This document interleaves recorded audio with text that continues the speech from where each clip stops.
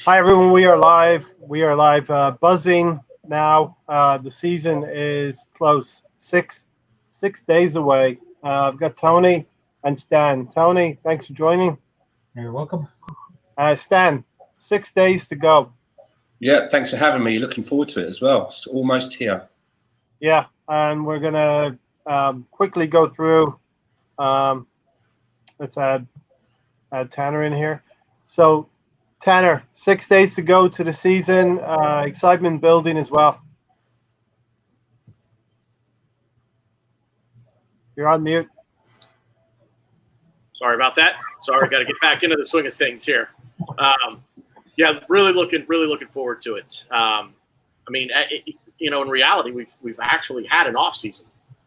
When you think about it, the season ends mid-May, mid-May, and we come back, roughly the second week of August.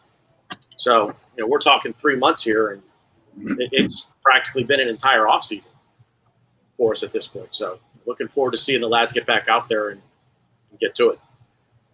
Yeah, Tony, it's going to seem like a quick 10-game burst here, starting with Manchester City away from home. Likely, I don't want to say this right now, but likely could be our most difficult fixture on the list of 10. Yes, it'd be hard to hit the ground running, and where'd I have to? In some ways, Dan might be the best fixture to start back with. We did this a couple of maybe a season ago with Unai Emery under different circumstances. Yeah, why not? It's not like it's a baptism of fire. They've already had games under Mikel Arteta. So, I mean, these are the games that come and they have to be played. So, I'm looking forward to it. Rather get it out of the way sooner rather than later. See where we are. Tanner, do you think this game's going to set the tone for us, or we get somewhat of a free hit in this Manchester City game? I think it's hard to I think everybody kind of gets a free pass here. I wouldn't be shocked at any result at all over this first weekend. But yeah, I think everybody. I think you kind of get a free pass, and I still think the Liverpool match, third week from the end, or third match from the end, will still be the toughest for us. But City on the road, good. Hey, all right, let's go. Let's line them up and let's see how we are. Let's see how we stack up against the defending champs, and let's get to it. It's going to be interesting without the crowd there. And I know we're going to get into this later in the show, so I'll just kind of briefly touch on it. But it's going to be a very strange dynamic, I think, for the players to be out there with no crowd. And I like the fact that we played 2 friendlies, albeit both were at home. But I do like the fact that we played both, behind closed doors to give the players a sense of how things are going to feel. So, especially in a big stadium like our own. So, yeah. Obviously, we were beaten there the other day, but for me, it's a preseason game. We have to treat it like that, and we're not going to start losing our stuff over this one game until the real action starts, right, Stan? Well, it's funny when you say that because, the first little tune-up game that we had was against Charlton. What was the score? Was it 6-0? 6-0, yeah. And from what I could see on social media, the reaction was like, yeah, we smashed them. You better watch out, Man City. Arteta's going to come for you. And then we play, of course, Brentford, and we lose 3-2. And then the reaction is sort of like, well, fuck it. It's just a tune-up game. It means nothing. You can't really gauge anything from these games. So it all depends, what glasses you're looking through, I suppose. Yeah, very important. And Mikel Arteta is going to keep an even keel. He's not going to get too high. He's not going to get too low. And he's just going to go about his business. And good luck to him, I'll just say as well that you mentioned about, like the empty stadium. We've got a lot of youngsters in and around the team who have been used to playing, in the under-23s where they don't really have many going to watch. And you know what? I've got a feeling that there's a few of our players who players like maybe Willock, Reece Nelson, they may even benefit from playing not in front of a crowd, because I've always felt that some of our players look a little bit like it's all a bit too big for them when they play at the Emirates, in a full house. That it might just be a little bit all too big for them. So it might benefit them. It might maybe get them to maybe start playing with a bit more freeness instead of feeling so, to me sometimes looking a little bit tense. Yeah, definitely, Stan. While you were thinking about that, I was thinking in the last couple of days, what is going to be the connection for us as the fans watching from home? We usually rely on the atmosphere in the stadium from the fans at the game. How's that going to feel when we score a goal, and the lack of intensity for us as well when we score and when we concede? Because I'm thinking about that conduit between armchair fans to stadium fans to the team itself. It's one big link. It's going to feel weird, right? Well, I always felt like, with this, they're going to pipe something in there. They're going to try and probably pipe some kind of a background noise in. But, I mean, with the anticipation now, it's kind of been killed anyway with VAR.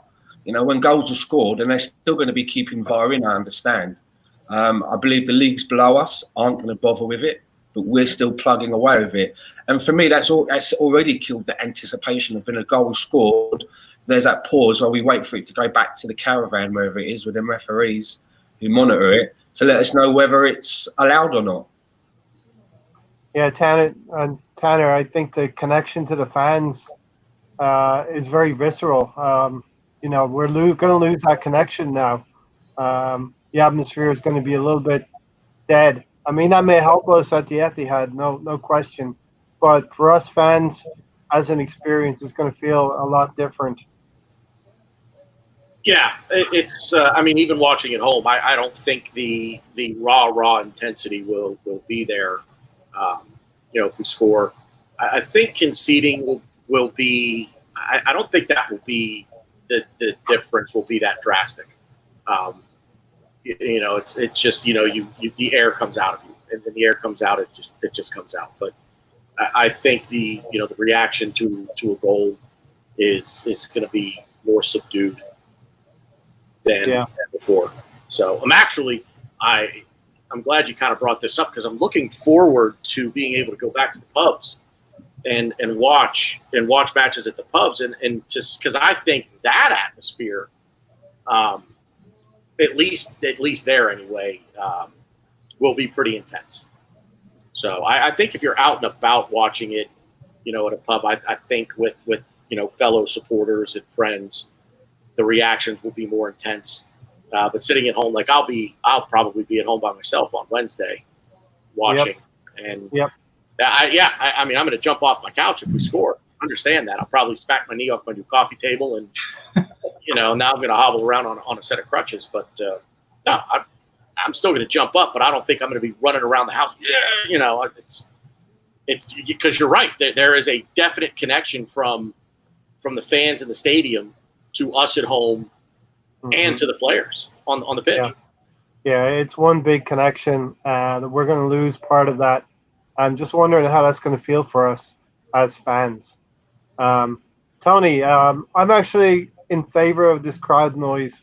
They're going to pump some artificial crowd noise into the feed, and I think it's going to help a little bit with the atmosphere for us and our enjoyment.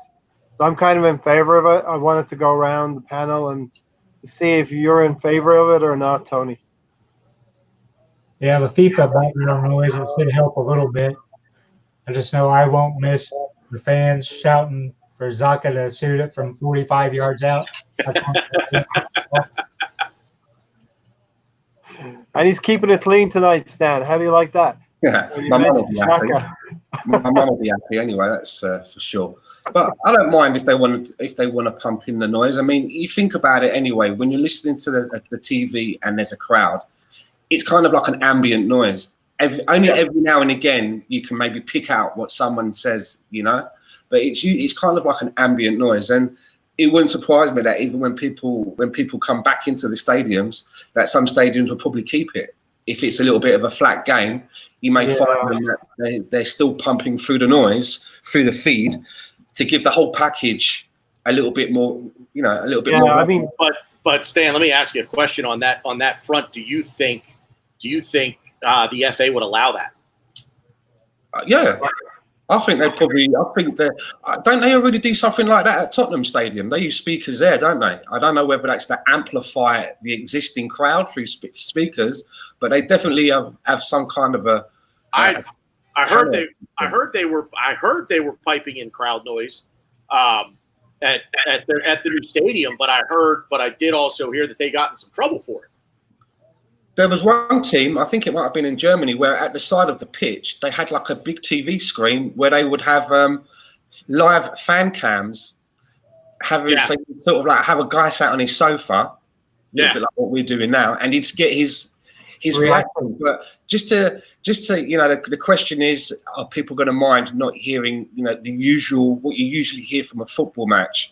Just to give an idea of sort of like where this technology is kind of moving to, over on the Claude and the Bansters channel, I'm going to be doing we do some watch-alongs on there. One of the new things that they have now is a thing called hot mic. So you give out the pin when you're watching the watch-along, and you may even have the TV on as well with the actual game. You put in this pin, and then the people who are presenting the podcast, you'll hear them coming through your TV set. So you're not going to hear crowd noise anyway. I'm not, and I know that's a small majority of people that are using that. But maybe if something like that picks up and grows, it's going to probably change the way that people listen to football games anyway, right? Maybe people are fed up with listening to Michael Owen and Steve McManaman. I know I am. Michael Owen, what did he do to get mentioned first? I just want to clarify, though, Stan, when I said about do you think they'll be allowed to do it when fans return? That's what I meant. Not right now. When fans return, I don't know that the FA will allow teams to pump in, to pipe in noise, crowd noise. So it might be in a way where if they do pump in the noise, that it's you don't hear that extra noise in the stadium. It comes through the feed, through the TV as maybe an extra overlay. I mean, I know it's a different kettle of fish, but they do it in the WWE. They had a wrestler that was getting booed a lot. So weird that you said that, because that's exactly what was in my head. If it's a dead match, that's exactly what they do. Yeah, they hear it on TV. Under these circumstances, under a lockdown, I'm in favor of artificial crowd noise, but when the crowds come back, let's keep it real. You know what I mean? Well, and because you can't you pipe in crowd noise when there's a crowd there, and you'll end up losing the spontaneity of the supporters, and especially in this sport with the chanting. You don't get that in American unique sport per se. It's very unique. And every team, while I'll say the cadence or the rhythm of said chant might be the same, the words are different. So every club has their own unique chants, and you don't want to lose that when the crowds come back. So I'm in favor of it right now, and I think television, honest to God, I think they're going to have to do something, because if it's anything, look, man, these guys aren't saints. I understand. By all accounts, they're good dudes, but that doesn't mean that they have the cleanest mouths. And I'm just saying. Yeah, Tony is an ex-footballer. What's that? Tony is an ex-footballer. I mean, I fully believe, you're going to be out there cursing your rear end off. So, I mean, you ever watch any of the documentaries on, like this, what do they call the HBO thing with the Hard Knocks? They got to put it on HBO because these guys are out there cursing their rear ends off. And hockey, whew, Lord Almighty, there are websites you can go to and just listen to the players and the things that they say to one another on the ice. They're going to have to pump in crowd noise. Otherwise, it's going to be rated R. They're not going to be able to broadcast it. Yeah, and Stefan said crowd noise over the tannoys. would be an amazing thing to do. Want the stadium as loud as possible. And probably Stan, would the home team? The home team can't control the noise. It's through the TV, right? The TV networks are going to do that. I don't know how it's going to work per se, but I mean, I just think that the people that, you know, the FA, you know, for example, Tanner said, do you think that the FA would let it? I think if the FA thinks it's going to enhance the package, which is now the football television show, which the Premier League is, it's all about the marketing and how much they can get for it. If they feel it's going to somehow enhance what the package already is, I think they'll do it. They want it to be the best league in the world. They promote it as the best league in the world. The amount of money that's generated from it, you know, with sponsorships, the advertising, the way that they're using some of the shows are using even like a podcast feel now to the way they present the shows. It's constantly evolving. So it wouldn't surprise me at all if it was kept and used, whether you hear it in the stadiums or whether we just hear it at home. You know, for those people that are paying for the subscriptions to make the package better for them. I don't know. Yeah, big up Stefan, Stephen, and Ryan in the chats. And Stephen has said, remember when we had the murals back in the 90s? They had speakers set up then, painted on the board. We've got a lot. It's advanced a lot more since then. Look at Japan; they're doing all sorts of things out there, and other Germany's been doing things as well. Ryan feels like he's in the minority for not wanting the crowd noise. And there's something to be said about actually, I would like to hear a game or two with no crowd noise, that you could actually hear what is being said from, especially our coaches bench as well, Arteta, that interaction between the players, you know. And Ryan, you know, the postal system is in bad nick right now, Ryan. So just wait for things. Hey Ray, can I ask Ryan a question real quick? Ryan, when you say you're not in favor of the crowd noise, are you talking right now with the empty stadiums, or in general, or after fans come back? Yeah. So obviously, you don't want to sit here with dead air while he types in his answer. Yeah, let us know, Ryan. I think don't want to speak for him, but I want to say maybe it's because the immediate situation with the crowd noise. So yeah, that's what I would guess. But I'm kind of with Ray. I'm with you on that. I would absolutely love to hear, you know, the interactions on the pitch, be it Arteta barking instructions to the players interactions with one another. I would love to actually hear players' interactions with the match official. They're never going. Oh my Lord! They're never going to allow that. That's the thing though. If they don't put this crowd noise in and they just keep the mics on the field hot, you can't edit it that quickly. Stan, you might remember that game with Tony Adams when we were playing Millwall at the Den. The referee was mic'd up for that game. It got to pretty low levels of right, Stan. You remember that? I do vaguely. But I mean, it always this thing now that the footballers do. You know, you see them all the time doing this all the time. You know, when they're coming off the pitch or sat on the bench, and it just annoys me so much. Do you know what I mean? You know, it's like. Well, you know what they're saying. What is it that's so dreadful that we can't? They're saying people can't read our lips, Stan. That's what they're saying. It's ridiculous. It's ridiculous. So Tony, 5 substitutes. Let me know what you think about the tactics and implications for 5 substitutes, Tony. I like that idea, and I hope we keep it. I'm surprised by how few of the German teams have been using all 5. Most of them have been using 2 or 3. Some teams have been using 4, but I can't think of anybody that's used all 5 subs. And Hopes has been putting some theories out there. The great tactical mind that he is. He was thinking about like using some of the dead rubber players to start the game with, and see how it goes, and then Stan, bring on some of your better players as the game wears on, and teams get tired. Do you think that may be a tactic in the future? I mean, how are they going to use the subs? I mean, are you going to have 5 opportunities to bring on 5 substitutes, or will there only still be 3 opportunities, but you can use up to 5 players? 3. I mean, I think it's a good idea, having more substitutions. I think it will make the game a little bit more exciting because, as you say, you know, it helps with tied legs and it still keeps the game flowing quickly. And I hope it stays in, you know, after the pandemic and everything is, you know, when all that cools down. I'd like to see it stay. Wait. So I might be learning something tonight. Is this a regulation where you only have 3 stoppages that you can bring players in? So I never knew that. So theoretically, just to be clear, because I didn't know this either, Ray, I'm with you. So Tony, what you're saying is you would, if to use all 5, then you would have to go at least 2, 2, and 1 during the stoppages of bringing play. You'd have to bring multiple players on at some point. Interesting.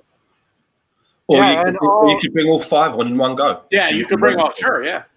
I've been following football, following the Arsenal since '86, and I did not know that, Tony.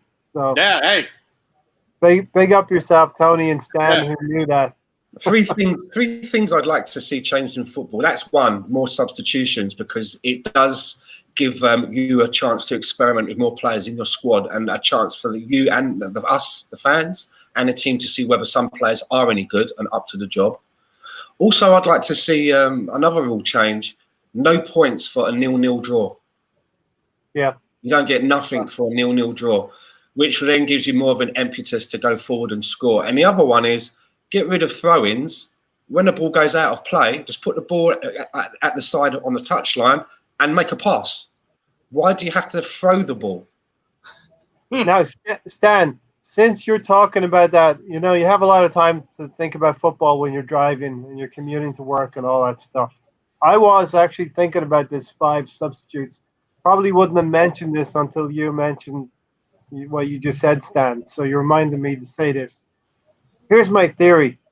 5 substitutes for the teams in the bottom half of the table. 3 substitutes for the teams in the top 4. And 4 substitutes for everyone else in the middle. So wait, are you saying 5 for the teams in the relegation zone? Yes. Okay. Yeah. To allow them to get fresher legs on. Is that crazy? Yeah. Yeah, a little bit. Think about it. I'm not for applying different rules to different table positions. Everybody plays. There are different rules for the bigger teams who can buy players ad hoc. Apparently, there's a lot of talk now about some sort of a salary cap being implemented by UEFA now. So I'll be curious to see how that plays out, simply because you have transfers and then you have wages, or transfer fees and wages. So I'm curious to see how UEFA would. I think, I don't know if I'd be in favor of a salary cap, but I'd be in favor of some sort of salary structure for sure. Yeah. Just while we're speaking on salaries, I watched something only just yesterday, which gave me some quite an insight to things I didn't know. Now, I was always aware that strikers, for example, get goal bonuses, right? And I knew that defenders and goalkeepers, they get clean sheet bonuses, and obviously you got midfielders and wingers getting assist bonuses. But what I didn't know is that what sometimes happens is that for the first 6 weeks of the season, as another added incentive, what a club will do is those bonuses that you get with your striker, defender, assists or goals, those bonuses will be trebled for the first 6 weeks of the season to give you an even more of an impetus to get a strong start to the season, right? Players have got more wise to this as well, because, you know, you see all of these. First of all, it was just strikers that got a goal bonus. Then defenders came in and the goalkeepers came in for clean sheets. And then the midfielders and the creators came in with assists. Now what's happening is a lot of teams, they have in the contract, they have set piece bonuses. So if they score a corner, everyone in the team will get a bonus. Every player, because there are so many people running in position, dragging players out of position for the set piece. You can't pin it on 1 or 2 people. So it just amazes me how, if you think about it, if you're a striker, what is your job? You're there to score goals. Yes. So for me, I mean, when I play FIFA and you sign a player on the game, and in Football Manager, as part of the contract, you can offer bonuses. Goal bonuses. I never offer, even on the game. I'm like, there's no way. I'm buying you to score goals. That's what you're trained to do. That's what you should be wanting to do. So I'm not going to pay you a commission to do that job. So it's just something I wanted to just throw out there because it amazed me. No wonder.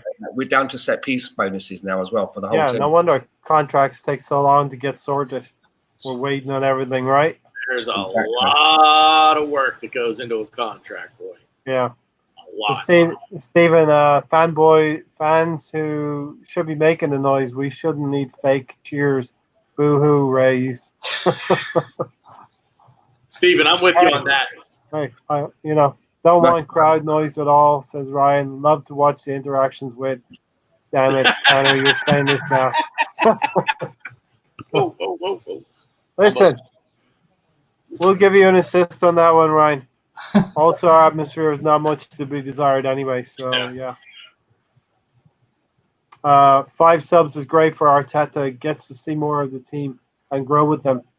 That's something, Tony. We're going to see a lot of our players. We're going to see a lot of probably 2 teams. We're going to see 20 players in rotation under Arteta. And I think it's a good thing. We have a lot of players vying for similar positions. We got Nketiah for Lacazette, Saka and Martinelli may be interchangeable as well. So there's a lot of players. Even Xhaka might not make it on the field, Tony. There is a guy. Surely you jest. Oh, I jest. What are the odds that Xhaka will play every minute of the rest of the season? Managers love him, don't they? They love him. Pretty short odds on that, I'd say. No, don't start messing about with points. Hey, why don't we just go all American? 3 points for long shot goals as well. Yeah, I was just thinking, help the teams with 5 substitutes that are going to be needing them a little bit more than the bigger teams. See, I like the idea of the 5 substitute thing. If for no other reason than, say somebody tweaks a hamstring in the 40th minute, and you come off. Okay, so you last until halftime, and you go into the dressing room, and he comes back. He's like, you know what? It's just not right. I don't want to be out there running around on it. Okay, you can. Now you've got a 5th player. You have one extra slot to use basically for injury. So it may now to what I just here's heard. A good one. Bigger goals and shorter keepers. Jesus. Oh my Lord, we're getting into hockey territory now. Bring back Ospina. Yeah. All is forgiven. I lost my train of thought now. No, it may force the manager's hand a little sooner than he would like in terms of substitutes. If he knows, okay, I'm going to make this substitution maybe around the 60th minute, say, but I don't want to. Now I've got to bring 2 players on. So he brings on that substitute earlier because of an injury to another player. Not saying bringing on that player, but if you follow what I'm saying, three substitutes. I at the very least one rule that I would have liked to see implemented. It kind of, I'll say, blurs the line between what we're talking about. But in case of injury, you don't lose a substitute. If you have to make a substitute for an injured player, that doesn't count against your 3. So, but to that caveat, then you could say, well, what if a guy's faking it to get off to bring somebody better on? That player, though, if he goes off injured, to negate that idea, you say, okay, but you can't play next week either. So if you come off due to injury, you are out of next week's game as well. Just to say, okay, you can't fake it. So I like. Well, how about you have a specialist in the team? Now that you've got these extra substitutions, you have a specialist in the team whose job it is that you put them on to go kick fuck out of players. Yep. And you can take them with a card. And Neville brother. Take him off. What are the Neville brothers? The Neville brothers. And Steve, that's a good point, Stan. Steven said Aubameyang has loaded bonuses in his contract. Unbelievable. So just touching on that, I don't know what all of his bonuses are, but just to give you an idea of how the inflation has gone. Do you remember when Vialli played for Chelsea as a player? yes, His goal bonus was £3,000 a goal. You know, which was like, you know, you get a hat trick, there's £9,000 on top of your wages. Aubameyang is £45,000 a goal. Per goal? Yeah. His goal bonus is £45,000 a goal. £45,000. Well, I'll tell you this though. So imagine if you was earning £9,000 a year in your job when Vialli and you were still in your job now, it wouldn't have gone up. Your pay would not have gone up by that huge increase. Well, like you said, Stan, on FIFA, and I don't know how it is on what's the other one you mentioned? Football Man. I've never played that one, but on FIFA, it's tiered. So you get X number of dollars for getting this many goals, not per goal. Per goal, that's ridiculous. I'd set like for a striker, I'd set it at 20 goals. You're going to get an extra X amount of dollars at 20 goals. There's a player, right? Like his name slips me, but I was watching something about it recently. His wages is something like 45 grand a week, but he's got a goal bonus of 100 grand a goal. He plays somewhere like in Russia, I think it is. But you know why? But you know why they do that? They do that to circumvent whatever salary structure may be in place in that league. Yeah, that's the way you get around. That's the way you get around things. So, like you see in American sports, especially the leagues with a salary cap, what they'll do is they'll say, you know, the NHL has a very hard salary cap. Hockey, very hard salary cap. So, player can only make X amount of dollars because that's all the team can afford within the structure of the salary cap. So, what do? They load it with bonuses. They load it with all this bonus money. Well, listen, man, if you go out and score 50 goals this year, you're going to get an extra $20 million or, you know, whatever it is, because the bonuses don't count against the salary cap. So to that point, Stan, that's why you'll see teams do crap like that. It's like, yeah, 45 grand a week. It's, you know, I wouldn't complain about 45 grand a week. not at all. About 190 grand a week anyway, right? It's on something like that. Yeah, 190, 200,000. So Ask the accountant up there in the top right-hand corner. 200,000 a week plus 45,000 a goal. There you go. Tony, where's the old school calculator? Hold the handle. Hold the handle. Can you imagine that though? You score a hat trick. I mean, but there's I mean, how much incentive is that though? Could you imagine? That's $135,000 extra if Aubameyang scores a hat trick. If it's 45K a goal, that's 135,000 pounds extra in your pocket that week, right there. Boom. On top of 190 just for showing up. You better get out there and go. Come on, man. Yeah. There's no better motivating factor in the world than money. Thanks for joining, Stefan. Thanks. Can you guys remember? Steven says, can you remember Wimbledon? They were on 1,000 goal bonus. They scored more scrappy goals, making sure to get that 1,000. Yeah, the incentive was definitely there, you know. There's a possibility here, Stan, for shithousery going on with 5 substitutes, especially with the lower league teams and trying to, use their legs a little bit more to get those 0-0 draws from the bigger teams. Yeah, I mean, as I say, if you get rid of a point for 0-0 draws, you get rid of that. It's a stupid rule. I think, you know, it just gives some teams an impetus just to sort of like play out and do very little and just, you know, make sure that everything's shored up and just nick a point here and there. And it's just, you know. Yeah, and to Ryan's point here, he's saying all of these things added into the contract doesn't make you necessarily want to play for the team. You know, you're going to try and score that goal. It's a goal, you know, it's a tricky thing. Again, another way of looking at it, I was just thinking that, you know, Aubameyang's on his 45 grand goal bonus and he's giving penalties to his teammates like sweets, isn't he? I wouldn't be doing that. Yeah. I was just thinking about that, Stan. You know, he's done that in 2 seasons running now, giving away penalties to teammates.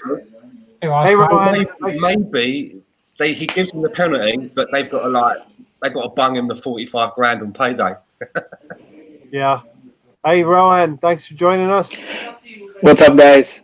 I Hey. saw that Tanner is here as well, so I had to drop in for a bit. All right. Give us your take. We've pretty much taken all the fat off of this subject here. 5 substitutes, tactics, and implications. What do you think could come out of that? Yeah, I sort of said it before. This is going to reduce the unpredictability of the Premier League, in my opinion, because the team with the larger squad will do well. Imagine a Man City who has like superstars on their bench, and when I think of the likes of a mid-table or a lower tables team, they wouldn't have as many resources. So basically, you're just going to have less unpredictability, which is the main selling point of the Premier League. But that being said, you could probably refresh legs with your defenders. You could probably do that. So I see points for both. And I know that we've discussed this before, and it was said that, earlier when first substitute and then 3 substitutes were proposed, then they might have had the same reaction. But I think that we were doing all right, except for if there was an injury to a goalkeeper, one, or if there was a head injury, maybe then you could allow an additional one. That's my take on it, but any change is welcome, really. Yeah, and I had a crazy idea one day when I was driving here this week. Give 5 substitutes to the teams in the bottom half of the table, and 3 substitutes to the teams in the top 4. 4 substitutes for everyone else in the middle. So we get 4. Tell me I'm crazy, right? Yeah, so we get 4.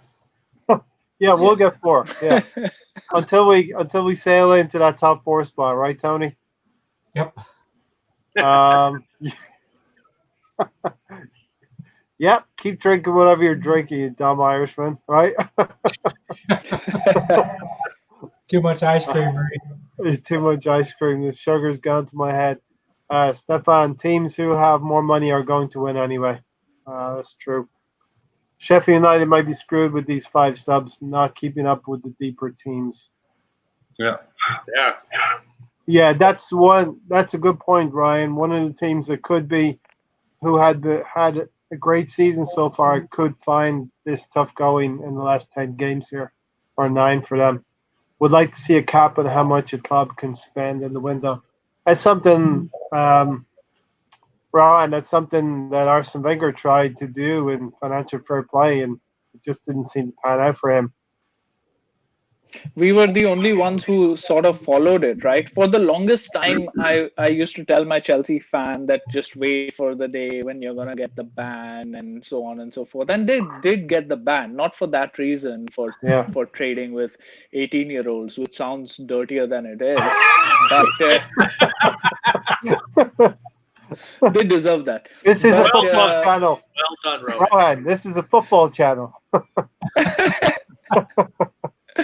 Yeah, so that being said, they've gone so far ahead of us that we just like chasing, right? Like years of not investing in the team, and now in the past couple of years we've invested as much as Liverpool, at least on gross, like not even on net. On net, probably Liverpool has invested less than us. But it's just panned out in a different way for us. I can't even imagine, there was a time when I said that there were 3 certainties in life: debt, taxes, and Arsenal finishing in the top 4. And yes, for 20 years. Now we crave getting into the top 4. Tony, you had a point on Liverpool there? On net spend, the last 5 years, Chelsea and Liverpool's 13th and 14th, and we're 3rd. I mean, that's because we didn't have assets to sell. We've just given away all our assets for free. That's true, too. And depending on what source you're looking at, Tony, right? Because you get different skews on everything now. There's a report out earlier this week. Okay, Tony, fitness levels and intensity. So Arteta was working with the squad that could not sustain a consistent level of performance before the pandemic, and now the team was steadily getting better. We could see that they were getting on a run, and that's why I titled this podcast. We're trying to regain them, pick up the momentum, and we're going to get into that in a little bit with the key fixtures and the form table. And this is Tony's specialist topic here, the form table. But we were, no lie, Tony, we were doing quite well before the pandemic hit and football halted. Yeah, but going back to what you're saying on fitness levels, under Emery, when he first started, we could run for 95 minutes without getting tired, and I don't know what the hell happened to us this year. Everybody's gassed after 40 minutes for whatever reason. So Stefan is asking you, Tony, we have actually spent more than Liverpool. That is a fact, right? I think you can spend money, right? I think. Wait, Tony, is that's net spend, right? Net Because spend. you have to remember that Liverpool, and I don't want to go backwards here, but just real quick, the Liverpool sold Coutinho for what? It was like 146 million pounds or something. Yeah, and it cost them 7 million. Right. So but then they took that money from the Coutinho sale. They invested it in Alisson and Salah, didn't they? Van Dijk. Yeah.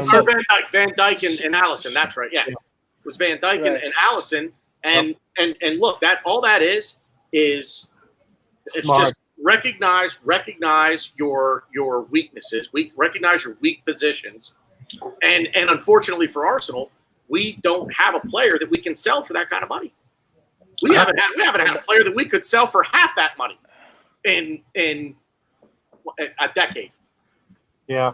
At least. I mean, you could arguably say, Tanner, if this pandemic had not happened, that Aubameyang, okay, he wouldn't go for 146 million, but he would have fetched 70, 80. Half of it, yeah. Yeah.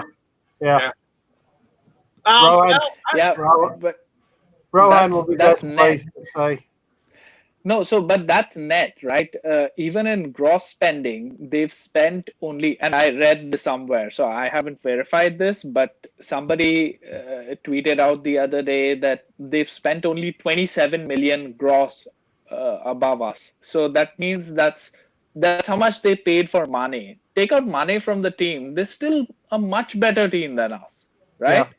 Yeah. So they've done investments in the right manner. And that's what's required, right? Year on year, they've identified the positions and they've solidified with the right players, right? They've waited extra time to get Van Dijk. They haven't rushed into getting their number 2 choice. They haven't gone for the mediocre. They've not gone for a Xhaka over a Kante. Things like that. So basically, what it comes down to then, Rohan, is recruitment. Their scouting department is simply identifying the players that are going to fit in Klopp's system, and not just rushing out and looking at Pepe, and he's 72 million, he's worth 72 million pounds. Is he going to fit? And this is kind of what I say all the time about there's something to be said about the teams that go out and just buy the best players. Barcelona, Madrid, whatever. We all know they do it. Manchester, used to. And now it's City. You go out, you buy the best players. Just okay, fine, that's great. But Arsenal we're never going to do that. So our recruitment team has to be spot on. We can't afford to miss in recruitment, especially to the tune of 72 million pounds. And I'm not going off on anything about Pepe. I'm not saying he's not worth it. Not what I'm saying at all. Just if you're going to spend that kind of money, we can't afford to get that wrong. Yeah. And that's where I think Liverpool have really above and beyond really any other team in the league. That's where they trump everybody when you look at their recruitment team. Look at this guy. Yeah. What's up, brother? Loving their head, Tanner, man. Loving their head. Man. Who's the porn star with the white t-shirt? Bloody hell. Right? And Tony, what are you talking about? We spent more than Liverpool, Tony. Hey, Hopes, what you got in that beer? Hopes, Ray just accepted his Fluffer of the Year award. Sorry, I had to, man. I had to. He looks like off the Brady Bunch, doesn't he? Or like Scooby Doo or something. One of the monkeys. Man, Hopes comes in and just like he's just cash. Oh Man, oh man. And listen, anyone watching this podcast, they can come on here. Just send me a DM. I'd even take, I even accept DMs from this guy. So, Yeah, caveat there. It'll take like 25 minutes to answer it. I nearly fell asleep. Hobbs, I've stopped asking you to come on. Yeah, well, I didn't stop asking you to look at your Twitter, did I? I know. How are you guys? So great to see you all. If you want to hear Rohan, me, you can't disappear, Rohan. I'm 2-0 up. I'm 2-0 up, Rohan. How can you disappear like that? You're killing me. All right, let's get back on track here. Hopes, fitness levels and intensity. Go. Well, they look lean, don't they? I mean, Reece Nelson, Pepe, Laka, Bellerin, Tierney, Willock. You know, they look like really beefed up. Yeah, but half of the fan base are going to freak out about this defeat where a player's losing the ball on the edge of the box. Next thing you know, it's a goal. Well, you know, I mean, well, that's different to fitness, right? That's just pure Arsenal. You know, as it is, it's like 12 weeks. Where what they've been doing for 12 weeks, you know. No, but fitness wise, I mean, I remember seeing a couple of weeks ago, you know, KDB getting slaughtered because he looked like he had a belly on him, and we were like, oh yeah, we're going to play Man City and they're all going to be unfit. Do you really think Pep's going to have his players just sit there doing nothing? The control freak that he is. And in terms of our Brentford loss, it's pre-season, you know. Only people like Tony get happy about pre-season. Yeah, Stan, that's a really good point that Hopes has brought up. We are just looking at Arsenal and what they've been doing in this off time. We don't know what Man City have been doing. I'm sure they're just as well prepared as we are. That Kevin De Bruyne picture was probably photoshopped by Pep just to make us all think. Do you know what I mean? Like playing mind games, right? But the thing is about the intensity is a lot of the players. We've seen the pictures of them, right? Like Martinelli and Torreira, they've beefed up, and I'm sure a lot of other players have been working on things. But it's really hard to say. It's really hard to judge the intent. Oh, was he gone? He's back. He's gone, isn't he? He's come back. Huh? Is the sun coming up where he is? Is that what he is? Get back. Get back. Right, but here's the thing, right? Basically, what we've seen two matches, right, and the only highlights available are like 4 minutes long. 4 minutes. Yeah. I mean, so it's really hard to really have a good look at what's happening. But I did find it amusing that in the 4 minutes that I have seen, there's been a lot of glaring mistakes. You've got 90 minutes, right, to choose, and you're showing me, you know, Ainsley Maitland-Niles getting like overrun in midfield and a lot of the defensive mistakes. But it's hard to judge on that little snapshot. But it ain't going to be long now before we see what is a full-fledged match. It's not going to be a tune-up match, and we'll soon find out about levels and the intensity.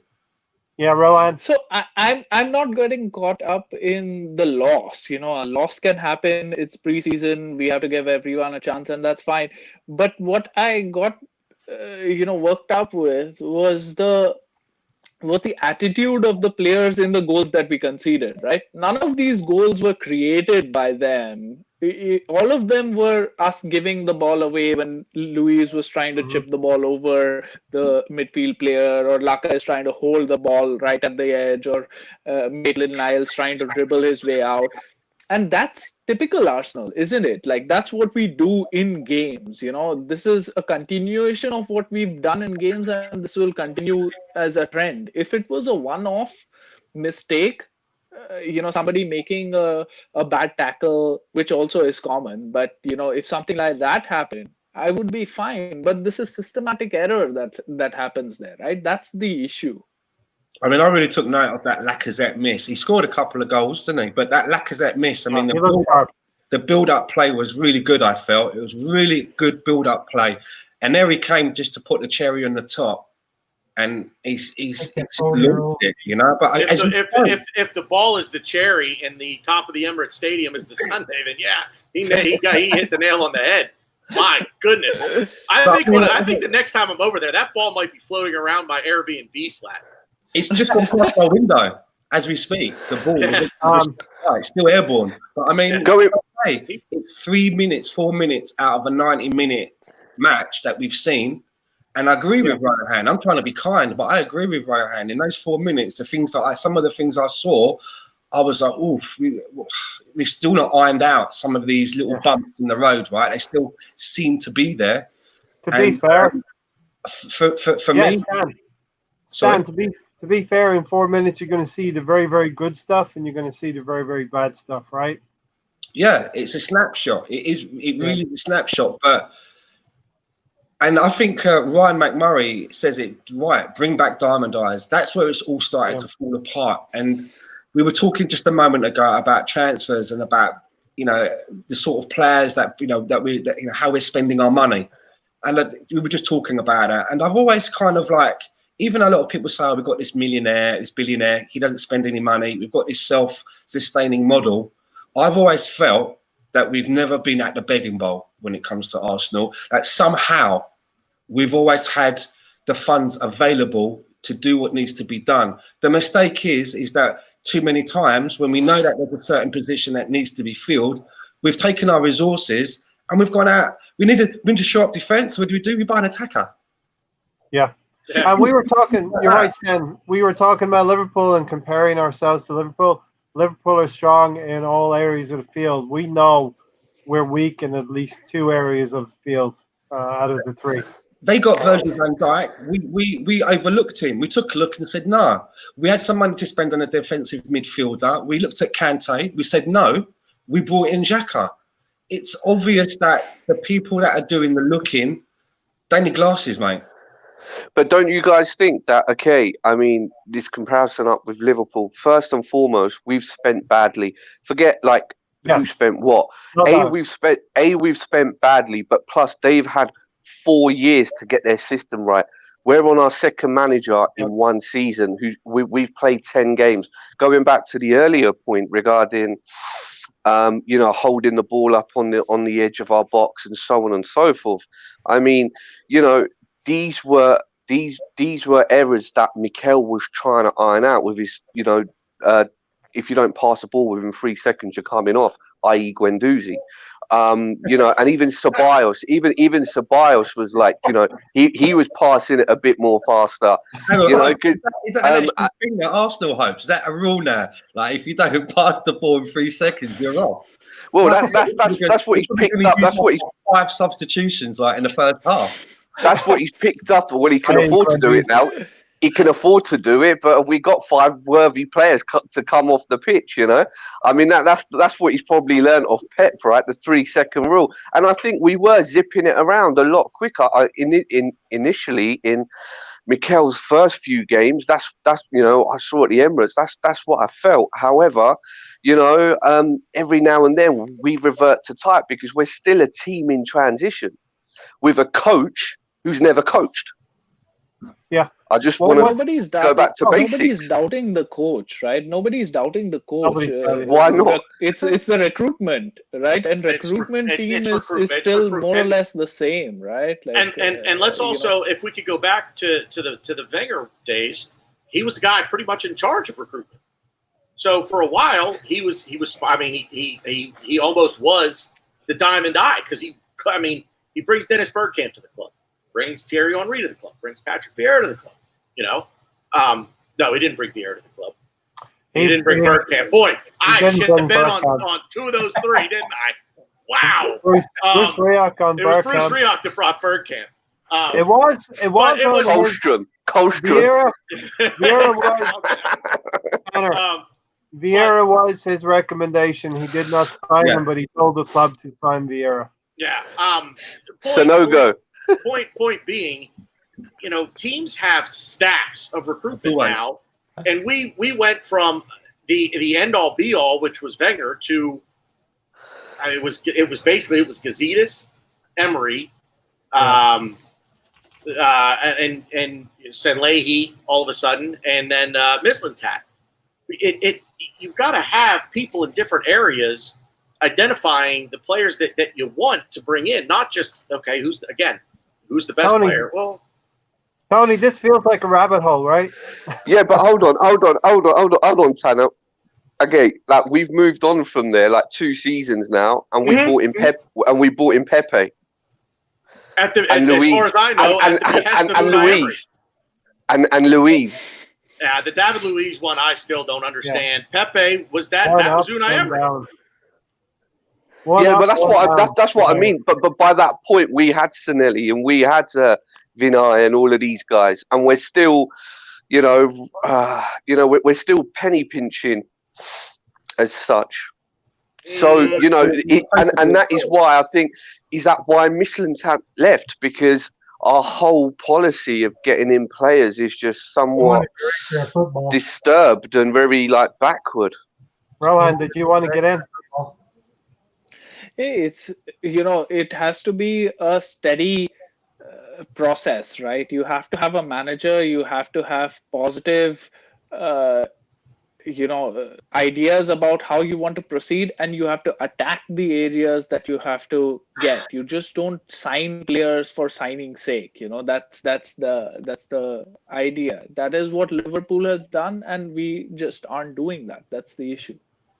Yeah, we haven't. All right, so intensity, and I touched base with Tony. Tony, you want to give us a list of some players who have been injured before the pandemic that may benefit from this time off?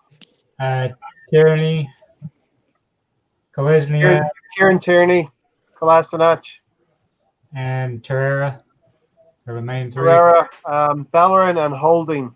So these are the 5 players that I've listed as well. We have a lot of players, guys, that we could be in good shape. We could be better than most other teams due to the players that we had out injured when things stopped back in March. Who wants to go? I'll go. I was actually, when we first started on this, Bellerin was the first name that came to mind, and you could throw Rob Holding in there too, because they're both coming back from the same injury, and it's, as I've said before many a time on this show and my own, it's a tough injury to come back from, not just physically but also mentally. And it takes a while for that mental hurdle to be cleared, to know that when you plant that leg and you make a quick turn, that the knee's not going to give out. It's tough. I've done it twice. I know exactly how it feels. So I think Bellerin, I think you're going to see a different player there, because a lot of people were, he's lost a step. The injury took this away from him, blah, blah, blah. I think he's coming back real strong. I'm not going to lie. I'm not going to lie. I've got question marks on Bellerin myself. I'm not sure about him. I mean, the question marks are going to be there because of the injury. That's natural. Mm-hmm. I think he's going to answer those. I think he'll answer those questions. And I think I'm really worried about our right-hand side, that Pepe is kind of left on an island out there all by himself. We have a lot of strength down the left-hand side. Other players, just going to throw it out here, players who will benefit from this time off in terms of settling into London and English life, is Pablo Mari and Pepe. And I also hopes that Lacazette will be refreshed, and he looks refreshed. Can I come in? Yes. Going back to the earlier question and adding on Pablo Mari and Pepe, apart from Torreira, who's done anything? What's Bellerin ever done? What's Tierney done? Like, seriously. Tierney's coming with a name. Whoa. Tierney's coming with a name. But what have they actually done? What has Bellerin actually done? Because before he got injured, the Arsenal fan base turned against him. Tierney, he was showing good signs. Yeah, who else did you name apart from Marie and Pepe in the first couple? Torreira. Tierney, Kolasinac, Torreira, Holding. Kolasinac, again, great going forward, but his final ball and his defence, again, I haven't seen anything to say, right, okay, he's setting, the Emirates alight. Torreira, definitely, that Tottenham game sticks out like time after time. But not even that. Once Mikel Arteta came into the mix, I saw some solid performances from Torreira. But apart from, Mari, I just don't want to get caught up in this hype. I want to be very grounded. What are we? It's not like, okay, like they were our key players and they gave us so much and suddenly they got injured and we capitulated. We were capitulating with them at their best anyway.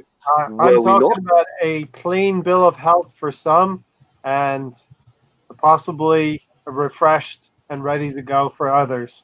But then they lack that match, match time. I think every team lacks that right now. But as they call in boxing, ring rust. Yeah. But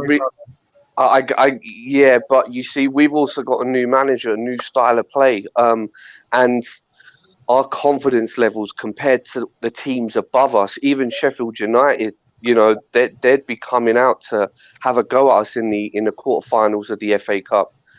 Because they've got to play. We're going to look at that a little bit later. They're going to play Manchester United before they face us as well. So, is that right? Ray, is that right before? Is that the match right before? Yeah, that's the match right before. I was looking at. They've got to go to Old Trafford in the league. Now, that could be a situation where they lose there and they put all of their eggs into the FA Cup at that point. So these players that Hopes you named, they haven't really done much, but they are our first choice left back, first choice right back, a lot of important players. And from my perspective, what I think is that it's an audition for, let's say, a Bellerin. Can he stay on or should we move him? It's another audition. I was thinking this that if the season ended this season, in the regular time, then we would have had to give him next season. But now I'm thinking like maybe in the next 10 games we assess him. Is he ever going to get back to his best, aka when he just came into the team, or is he not? If not, then we have to replace it. It's an important position. It's also the way Mikel wants the right back to play, to come in and be that extra midfielder, whereas Emery wanted the right back to bomb to the corner flag. And Tierney, I don't know, can you call him our left back? Because Emery didn't, before he got injured, Emery didn't use him as a left back, like our first choice. Emery kept making the changes, and with Bellerin, it's a big question mark. Also with Pepe as well. I mean, Stefan says Tierney is quality, but not played to his strengths at Arsenal right now. That'll change. That's going to change. Arteta gets it. That's going to change. And I saw this comment over in the chat box. Steven, here. And unfortunately, he's been injured. The biggest knock on Tierney throughout his entire footballing career, be it Celtic, be it Arsenal, be it wherever, is going to be he's just one of those players that just seems to be injury prone. Just can't stay healthy. No. You don't agree? No, he's not. He's not at all. It's a myth, right? I've spent a lot of time watching Celtic, right? I go to the pub, which we share with them. Before that, I watch a lot of them because of my Scottish background and my best friends support Celtic. He's had some muscular injuries. He's not had anything that's like a Diaby, something that you've got to keep watching. It's not a risk. He's had some unlucky shoulder. That's just an unlucky injury. Oh, and I was there for that. I saw it happen. And as soon as he got up, it happened in the first half at West Ham, and I was there, and it happened. It was 50 yards in front of me, and I looked over at Nicole and I said, "He just separated his shoulder." We've got a left back that is going to could be our left back for a long time. Right? Yeah, I'm 100% with you. And Stan, you're exactly right. But what he came to Arsenal with from Celtic was a core hernia injury. So, and it's the kind of thing that when it happens, it can flare back up again. It doesn't always, and he had the surgery to correct it, which hopefully, but he just seems right now, he seems to be that player that just It's one thing after another. And God, man, I hope you're right because I love this kid. This kid has, you know who he reminds me of? And I can't believe I'm going to say this, but he reminds me of Tony Adams. It takes a very, very big personality to captain Celtic football team. There's something about this kid that just makes I see Tony Adams in Kieran Tierney. I'm just saying it takes a very, very big personality to be the captain of Celtic Football Club, right? Look, I've lived in Edinburgh. I've drank in pubs with the rivalry what it's like up there, and for him to have been the captain at such a young age, and a lot of the Scots that I speak with tell me that they believe that he's a better left back than the current Scottish left back Robertson. Rather than Eddie Robertson. It's only because of some of those unfortunate injuries. Yeah. Steve Clark has actually backed that up as well. He is part of the Scotland national team setup. He's actually backed that up as well with Tierney over Robertson. And that's why it really infuriates me, the stories that I was seeing about, this talk about, he's going to go to Leicester. There's no way that's going to happen. He's played less than a dozen games, and some of those have been off the bench as well. But you watch, right? We've got a left back that can go forward, but more importantly, he can do the business at the back. And the two games that we've played, the two warm-up games, it's obvious to me that we're going to start with his first choice fullbacks are Bellerin and Tierney. That's his first choice. As well they should be. Yeah. As well they should be. Tony, I think I'm going to make you the moderator here of these five people here. Hopes, you have the gaffle. Why did Tony just walk off like that? Is that a question or a statement? What? Oh, what he got? It's a serious conversation going on here, and you can't just walk off. We need numbers. Either you're in or you're out. Get with the program. Anyway, I'm moving on. So, with this whole Tierney thing, I want him to succeed. Don't get me wrong. I really, really, really. We need a left back who can do what Tierney does. And as one of your panel viewers, one of the viewers said about the assists and how he linked up well with Martinelli. Fantastic. I was there. I saw that at the Emirates. However, it's like Sanogo. When Sanogo came in, he was meant to be the next Nicolas Anelka. When are Arsenal fans going to literally say, we're going to judge you based on the performances you put in rather than like the attitude, what's the word I'm looking for? So it's late here. Your potential. Your potential, your experience, your reputation, that's the word, rather than based on your reputation. Like Aubameyang comes in and he's just whacking the goals in because he can do it. And we need more of that all over the pitch in terms of, okay, you come in with your name, give him a season, or he was injured, or he was good in pre-season, or he was good for the first 8 games. Like, it's like a 38-game season. Do you get what I'm saying? Yeah. Stephen, I want to give a chance to some people in the comments section here as well. Big up yourself, Stephen. He has mentioned, he's talked about Tierney and how he has linked up with Martinelli. And I think that was a great feature of the earlier part of our season, seeing Tierney. And it was so unfortunate for Tierney. He was just getting going. There was a point in the early part of the season where our cup team, our Europa League team, was actually performing better than our league team, But Rohan, I know you have to go soon. Are you sticking around for a bit? I'm here for the next 5-7 minutes. Okay, good. Stan, enjoy. I just wanted to add that if we're supposed to be outsmarting the transfer market, which is what we've been told, and we've got a self-sustaining model, and we're talking about our left back position at the moment, if Arsenal's got their head screwed on, this is what should be happening, because we've heard talk, right, that we're still looking to get that Layvin Kurzawa from PSG on a free transfer. So what I would like to see happen and what should be happening here is that we should be looking to sell Kolasinac for around about 20 million euros. Remember, we got Kolasinac on a free transfer. We then bring in that Kurzawa on a free transfer and we just transfer the salary, right? That is a self-sustaining model. We've made 25 million and right we've got the money back that we'd laid out for Kieran Tierney. That's what I'd like to see happen. But do I trust our board to do it that way? No. But by selling, what's his name, Iwobi, we've paid for Tierney already. We'll have 3 left backs, and they won't move Kolasinac on. And we'll have 3 left backs and someone just hanging around on about 100 grand a week who's not really doing anything.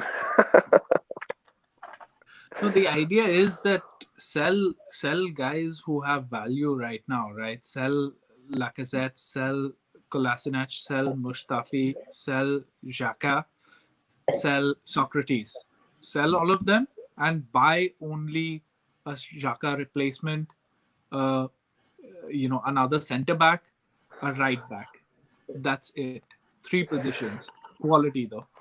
We tried to sell Xhaka, but we couldn't sell him. And Mustafi. No one wants him. He's got nudes on everyone. But then what are you saying, my friend? Like we can't. Do you know what I mean? Like we know we want to sell them, but nobody wants to buy them. And situation is dire when I don't even name Ozil.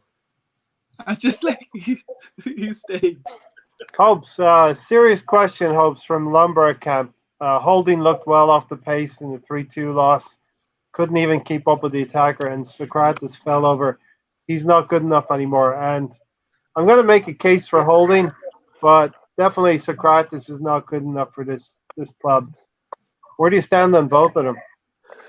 Again, their reputation, like, based on 1 or 2 games they've done for here or there, or their, Socrates for his national squad or what have you, it is far greater than what they've actually come and delivered for the Arsenal.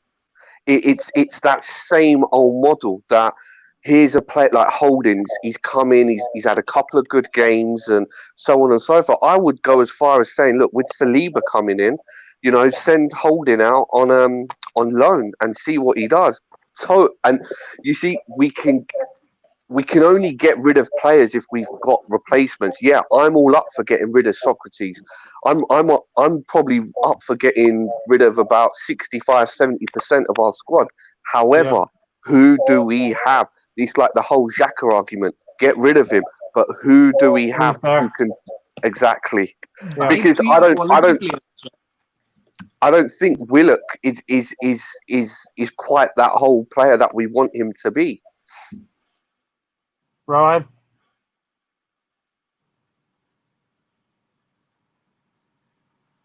Did you want to get in, Rohan? No, so I said that you have to buy quality, right? Like a lot of these players are fringe players, or they're just over it. They're just not good enough. We've tried Xhaka, we've tried Socrates, Mustafi. Some of these guys have value, and this is the time to cash in on that value, and sell them and just solidify in 3 positions. Don't like try to spread it out and get 6 players, 6 in, 6 out, that sort of a thing. Just sell 6 and get only 3, but 3 quality players who fit into that squad. That always seems to be the problem, though, Rohan, right? Is that if we sell 6, it's like, well, if we sold 6, we have to buy 6. What how do we only buy 3? What do we do there? The numbers don't add up. It always seems to be quantity over quality. We can't play with 8. We can't play 18 versus 11. So you're absolutely right. I agree with you 100%. I'm not arguing at all. I agree with everything you just said. Exactly. We've got like 8 center backs or something like that. Sell a lot of them. Holding, I really had a lot of hope. Before getting injured at Manchester United, he was one of our best players, and he was the ball playing centre back. So I really had good hopes for him, but he seems to have lost even more pace, and pace is sort of the name of the game, even in defense now. But and you can't coach him. I agree. Send him out on loan or something. But his future needs to be decided soon enough. Yeah, because before the pandemic kicked in, correct me if I'm wrong, I think Holding only played 1 game or 1 half. He played a couple of games in the under-23, but again, going back to Ringrose, he didn't actually have any match playing time, and then the pandemic kicked in, and our players our defense anyway seemed to have just stayed the same. But in terms of Socrates, I mean, who's going to be paying so much money for a 33-year-old centre back? I think he's 33, right? 32 or 33, somewhere in there. Yeah. It's Yeah, a bit but it like doesn't what's his matter. face, Koscielny. Like we had to let him go for like what 8 million or something. So, and the replacements we get, okay, don't get 6 for 6, just bring in 3. But now with the pandemic, the Cronkies are going to have such a tight hold over that purse even more. God help us. In some positions, it's the value that you get in terms of transfer money, and in some positions, it's the wages that you get free. Right now, I think Mustafi can get us good money, Xhaka can get us good money, and Lacazette can get us good money. 3 of them can get us good money. Anything that we get from Kolasinac and Socrates is a bonus, and they're off our wage bill. That's the idea. Yeah, that's a real good point too, Rohan. Do that for them. Yeah, absolutely. But again, whatever we get for them is a bonus. But then, how are we getting in this 1 or 2 or 3 quality players when we don't like spending money, or we like paying in installments? Mate, then they need to pay us the salary, right? What are the executives doing then? Like, if everything we only have to do, then what the hell are they doing? I mean, well, that's the thing, isn't it? What are they? What have they been doing? All right, so here's the thing, right? Somebody mentioned about sending Holding out on loan. I'm at the stage now where there's certain players in our squad. I'm fed up of them going out on loan. I'd rather use these last 10 games now as a bit of a pre-season. Let's find out. Let's really see if Rob Holding is good enough. Let's really find out if Joe Willock is really good enough. Let's use these players. And if they're not good enough, rather than prolonging the pain and sending them out on loan and having them to fall back on, knowing that they're not good enough, get rid of them. Move them on. You know what I know? You know what I think another part of the problem with our board is, and more to Rohan's point, they put a valuation on a player and basically say, okay, this is what we value them at. We're not going to sell them for less.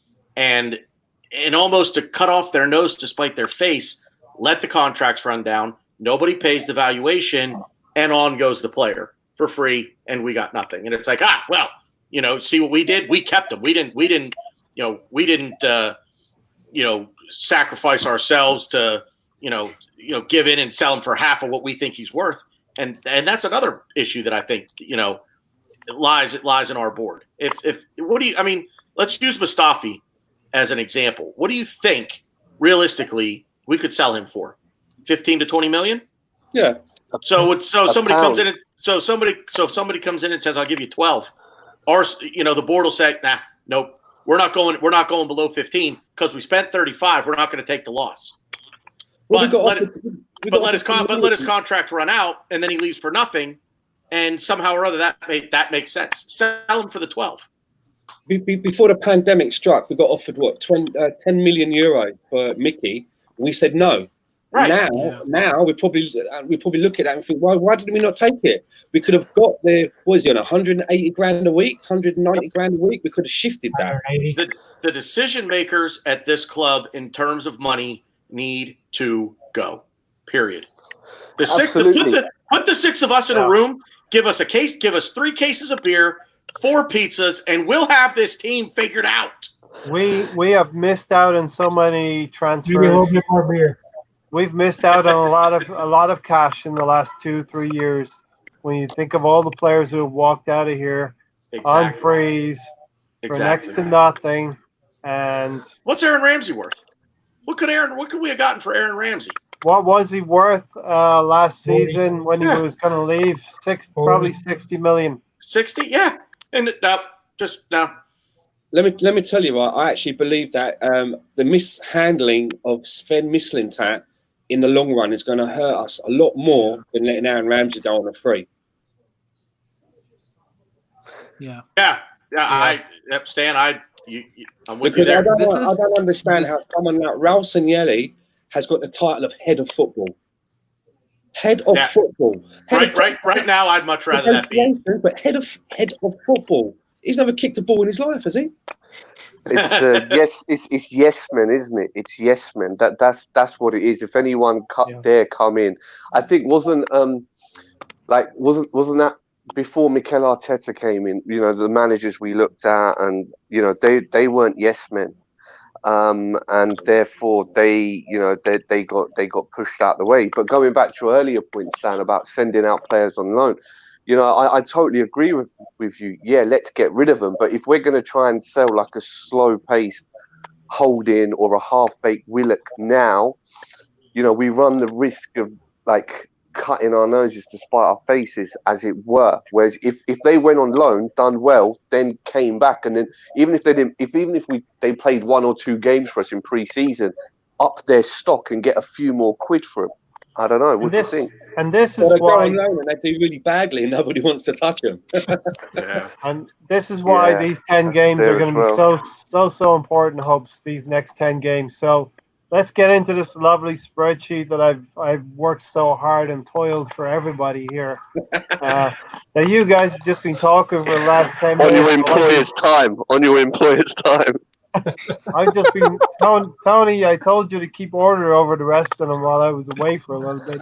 So people in the comments. 10 minutes. How did you let him back on? He just walked off.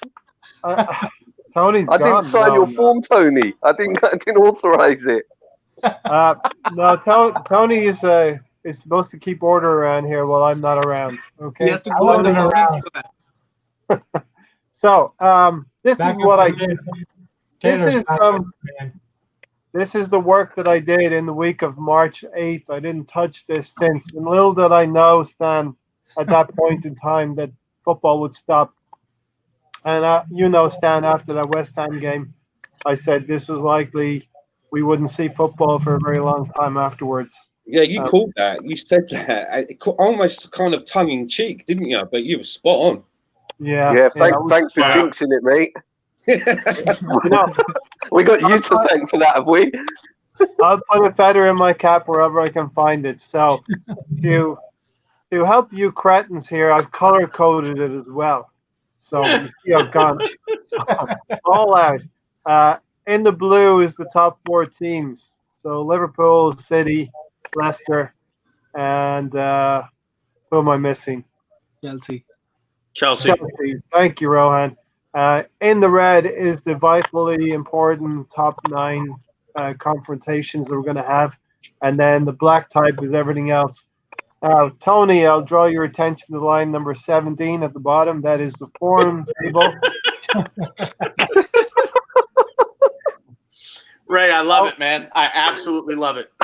The form table, you can see we've accrued 16 points since the beginning of the year. I've modified it so it benefits us mostly. We over 8 games, we've won 4 of them and drawn 4 games. That's 16 points. And you can see how Tottenham have been falling away in the early part of the year. Loss, draw, win, loss, draw. So Jose Mourinho that crowd they're dropping like a lead balloon, I believe. You can see Sheffield United have 14 points there. They were second to us in this grouping of the form table over 8 games on 14 points. Chelsea and Wolves holding pretty firm on 12 and 11 points, and Man United on 10. So let's just talk things over. Let's get into week 29. I think Manchester United have played Manchester City already, right, Ron? Yeah, they won. They won. So you can see a couple of fixtures came out. We have to go to Manchester City, as we know. But looking down our column, we have to play 2 other top 4 teams in Leicester and Liverpool. And then we play Wolves and Tottenham. Both of those games are away from home.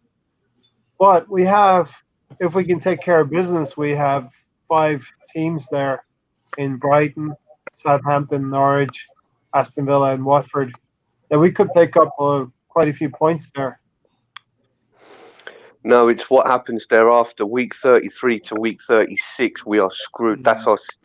We are nailed in the coffin then.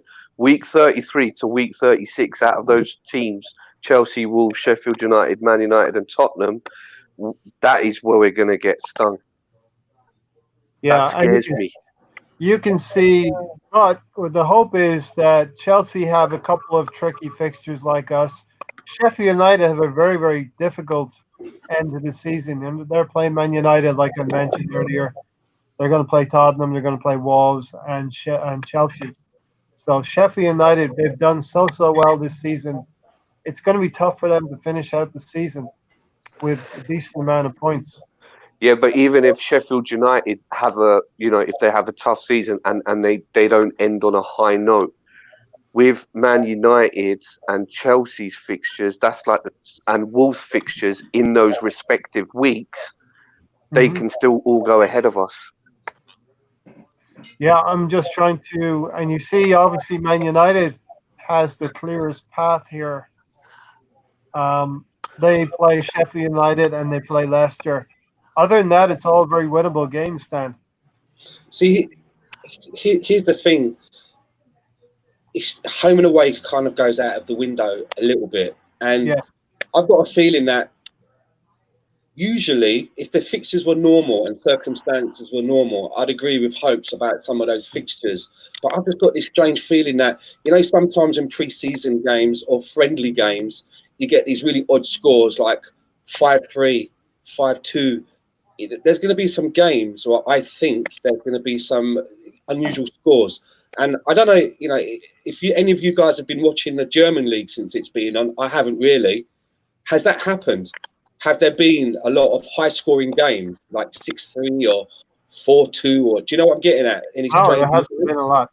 No. Okay, well, you haven't seen anything crazy. Look here. So Rohan, Chelsea is kind of in the pole position right now. Who's in fifth place right now? Chelsea. Sheffield. Sheffield United. I'm actually fourth. Sheffield is fifth. Well, Chelsea is fourth. Yeah, I have the points here right in front of me. I did it way back in March. Sheffield also has a game in hand, I think. Yeah. Chelsea have 3 games. Okay, maybe we're saying home and away is not so critical, but 3 games at home for Chelsea, 6 away. That seems to be skewed against them a little bit. I'm just looking for a little glimmers of hope here for Arsenal, and that's a tough. That's going to be tough for Chelsea to go to Aston Villa, West Ham, Palace, and Liverpool, and Sheffield United and Wolves away from home. For Chelsea. Yeah, but they're 5-6 points ahead of everyone else in your grid. Absolutely. But they're not going to maintain those 5 or 6 points. Well,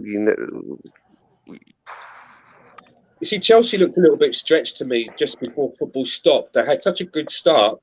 They looked running out of steam. So they could be a team where this break had probably done them the world of good to let them recharge. Whereas a team like Sheffield has got a very small squad. Now, especially that they're going to be going up against teams that can have 5 changes, that might knack them. As you say, they bring people off the bench near the end of the game, and Sheffield, Wednesday, so you don't have enough. United don't have enough quality on their bench to bring on. It could really change everything. I mean, I've still got this deep wish that football starts, and the best case scenario for me would be is that Liverpool just does not win another game. Could you imagine that? I mean, it's not going to happen, but could you imagine if that did? Football start and they just can't get a break. But don't they need a couple of draws in that case, and they'd still win it? Yeah. Let's say they can't get them. Let's just say and they're not in our eye line, right? They're not in our eye line. I think out of this grid here, Wolves and Man United will, even if Sheffield United flop, Wolves and Man United can accelerate and take the 4th and 5th position. Like Chelsea, Wolves, and Man United. Well, look at Tottenham have got Bruce Forsyth coming back into their squad, so they're going to be a little bit dangerous. Forget the scum. Hope, as long as we finish on top of them. Hopes, here's my logic. As Stan has mentioned, Chelsea have only won 2 out of the last 5 or 6 games. You're right, Stan. Chelsea had been slowing up. They've drawn a few games. They've lost a few games. They've only won 2 in the last 6. And look at they've got all of those fixtures. 3 of them are at home, 6 away. Wolves, I think they've had a fantastic season, but they're going to come up against us and Sheffield United. So Wolves could be they could be the dark horse in all of this. Sheffield United have just a really, really tough schedule here. I don't think they're going to progress as much as well as they had done. And we mentioned already they could be one of the teams that will be stymied a little bit with these with the restart. Man United's Man United. Even though it looks like they have an easy schedule, they're gonna drop points. I just know it. Away to Palace, away to Leicester. Last game of the season, they go away to Leicester. That's not going to be easy for Man United. But we say this, Frank. We say this, right? Now, if we forget what happened prior to the pandemic, their season starts on Wednesday, and as a coach, if it was me on the front line, I'd be like, do whatever you want to do, but just try and win every one of your 10 games. Yes, because and that means that the form prior to the pandemic goes out the window. Chelsea were on the decline and everything like that because everyone's had a break, everyone's had a rest. Hopes is a true motivational speaker. He's like, do whatever you do, try to win 10 games. Yeah, bro, That's my FIFA tactic. That's my FIFA tactic. Go play, man. In my notes, it does say we must compete to the best of our ability, and I didn't confer with Hopes. That sounds so pessimistic, man. See, if we weren't Arsenal fans, we wouldn't give them, any hope of finishing in the top 4, right? So before I leave, I'm gonna leave with 2 questions, right? Like, one is that in this last 10 games, winning the City game is vital for us. If we have to go in there or out, if we lose it and other teams win it, then we're sort of out. So do we still chase Champions League, or do we give this audition to these other players, fringe players, to prove their worth? That's one. And second is our board worse at buying players or selling players? Because we just, I thought that Ospina was a decent number 2, and they sold him for peanuts. The number of people that we've let go for nothing. We've done very bad business. I think we're worse selling than we are buying. Yeah, for sure. We were selling. Far really, right. really bad. Where's Ryan in the comments section? I think it was him that said it. I'm scrolling. Well, Tony, let me know what you thought about the spreadsheet, Tony, and this is your moment to shine with the form table. Come on, man. Before Tony goes on, I'm going to say bye to you guys. I'm going to still listen. So nice seeing you. Thanks, Rohan. Good to see you, Rohan. Hey, Rohan. Take care, guys. Take care, mate. See you. And on that note, I'm just going to go to the Kazi and have a little tinkle, and I'll be right back. All right, Tony, it's up to you now. The form table. And the guy ain't even spoke, man, and people are leaving already. The form table, we're 3rd in. Do you see my logic, Tony, in saying if we can do this and that? Tottenham are not. I don't feel Tottenham are going to be they were fading before the pandemic. I think Man United have the easiest schedule, but somehow they're going to F it up a little bit. Chelsea have the toughest schedule. They're going to be stymied a little bit. And I don't think hopes that Sheffield United will be the team that they were before. And Wolves maybe are the dark horses. Yeah, we already predicted we came in 4th. So. Yeah, but what are you saying, Tony?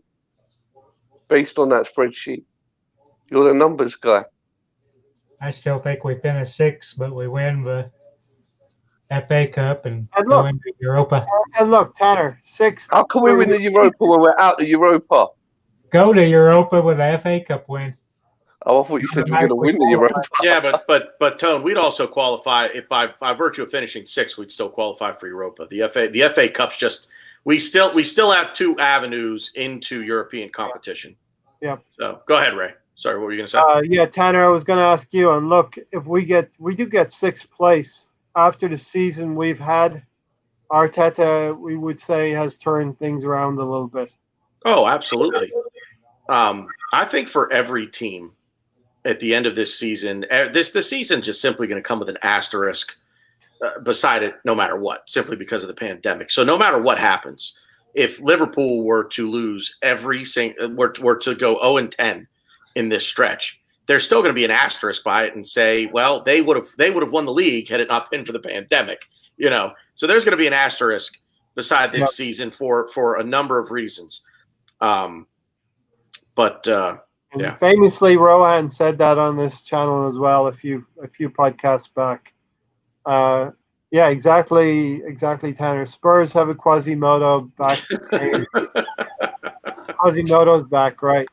And Lombard Camp. The odds-on thing is that we are going to end up in the Europa League once again, and here's where we're at. Ray, can I address that real quick with the Europa League? I hear a lot of people saying, nope, don't want it, don't want European football if it's not Champions League, and how? Hang on, how? I want to. Arrogant is it to say if I can't have Champions League, I don't want European football at all? Get off your high horse. Here's the thing. I'm sorry, but as much as you don't want to play on Thursday nights, I don't want to play on Thursday nights. I want to watch Tuesday or Wednesday night. But this football club needs that money. Yep. They need that money, period. So you take European football, because here's the other thing too. If you're not playing Europa League, guess what? That's one less avenue you have to qualify for Champions League the following year. So I'm sick of this talk of I don't want Europa League. Stop it. I want Europa League. I'm a little greedy because I want to watch Arsenal play as much as possible. I would prefer Tuesday or Wednesday night, but I'll take the Thursday night. And you have to see the bigger picture with it. Yeah, exactly. And to Hope's point, we have to do the best that we can. We have 10 games. We want to get 30 points. We're not going to get 30 points. We're not going to get 30 points. We want 30. I think we're going to get 19, but you have to try to get 30. If we get 30 points, I'm driving to each and every one of you. Hopes, you included. I will drive to you. And I'm buying each of you a beer at the pub of your choosing. And Tanner, you remember maybe when we did the podcast and I told you top four was going to be difficult unless we were picking up basically 2 points a game.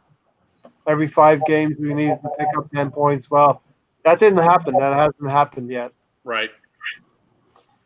Yeah, you had a good little breakdown there before all this kind of hit. Just, breaking it down chunk, and what we needed out of each chunk. And it unfortunately didn't happen. So I kind of like the question that Rohan left us with on the and now I just totally brain farted on the question. What was the first question he asked? I don't know. I'm the host here. I'm just trying to keep everybody moving. Tony, it was go for Champions League or play the kids and sort of like give them the audition. You have to go for Champions League. You simply have to. But at the end of the day, this is an easy question to answer, in my opinion, because it's you play to win, period. And Mikel Arteta is you put the players out there, you choose a starting 11 that are going to give you the best chance to win. So. Yeah, and Lombard Camp, this is where they're coming from, Tanner. Lombard Camp says Chelsea and Leicester did not have the distraction of European football, and I get it, and it's a valid point. But at the end of the day, this team needs the money. And I see your comment about Kroenke can supplement it, but he won't, and he's not going to. So it's one of those. Do you want to fight the uphill battle? And when you get to the top, you're just going to lose anyway, which is praying to God that, or whatever it is you pray to, that Stan Kroenke's going to pony up all this money when the fact is they pretty much do. I mean, Tony, I saw your link and I went to it. This Give Me Sport article, and we are, in the last 5 years, we are the third highest net spending team behind the two Manchester clubs. Yep. So this team spends money. This team spends money. We're just really inefficient with it. Yeah, and the fact is, I get the point. Like I said, it's valid, and you're absolutely right. Chelsea and Leicester didn't have that distraction. Or Chester, yeah. But this team relies on that money. Sir Chips Chester Keswick Chippendale.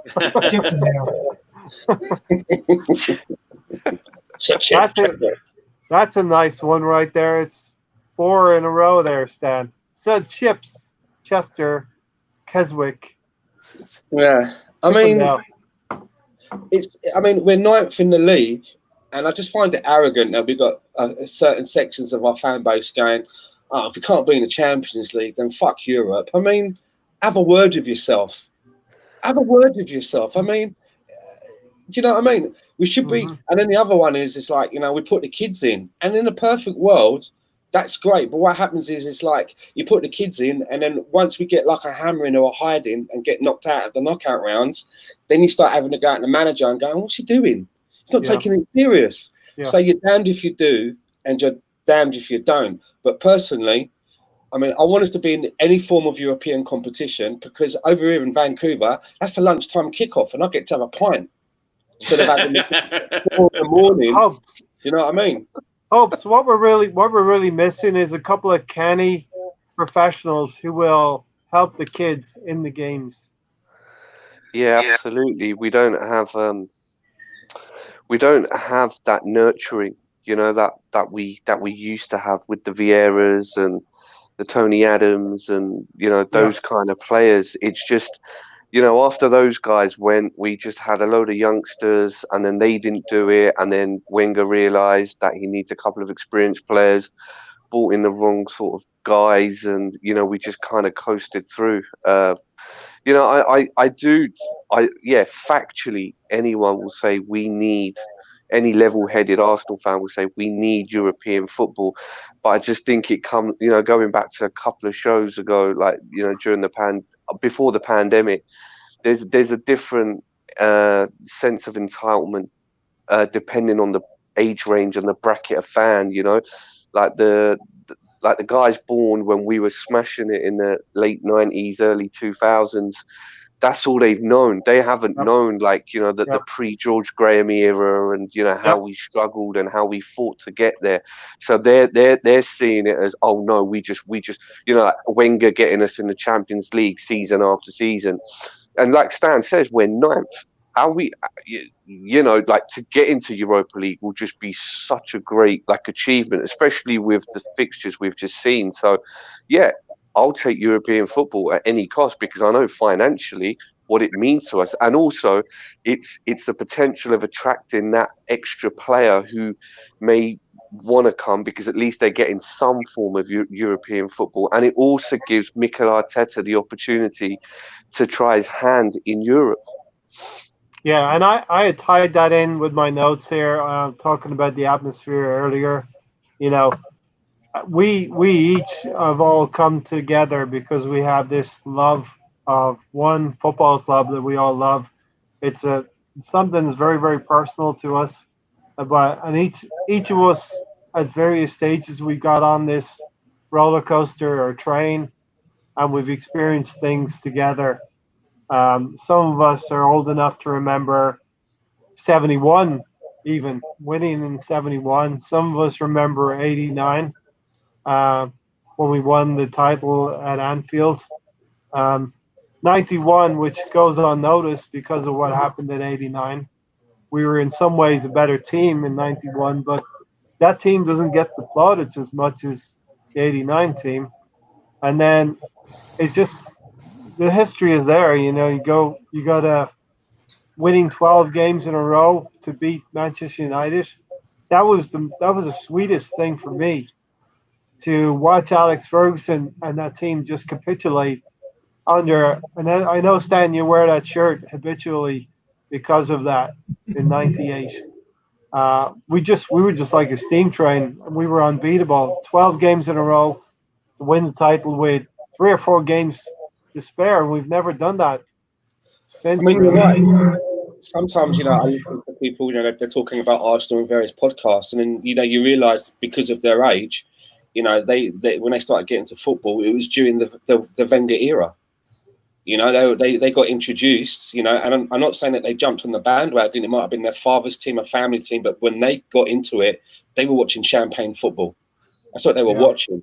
And for me, I don't want to harp back too much on the past, but for me, the biggest regret is that one of the reasons why I was just Arsenal transfers has been searched 46 million times on social media.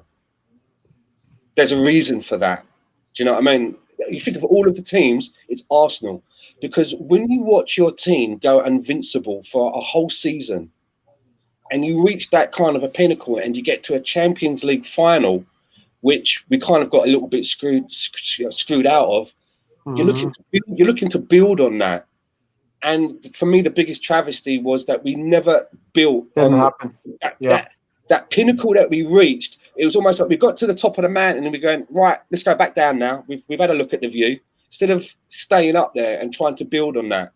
And I can imagine for people like myself, Hopes, Tony, yourself, Ray, we remember 1-0 to the Arsenal. We remember that we were boring Arsenal. And we accepted it. We ground out results. We won trophies, but we were known as being boring. Yep.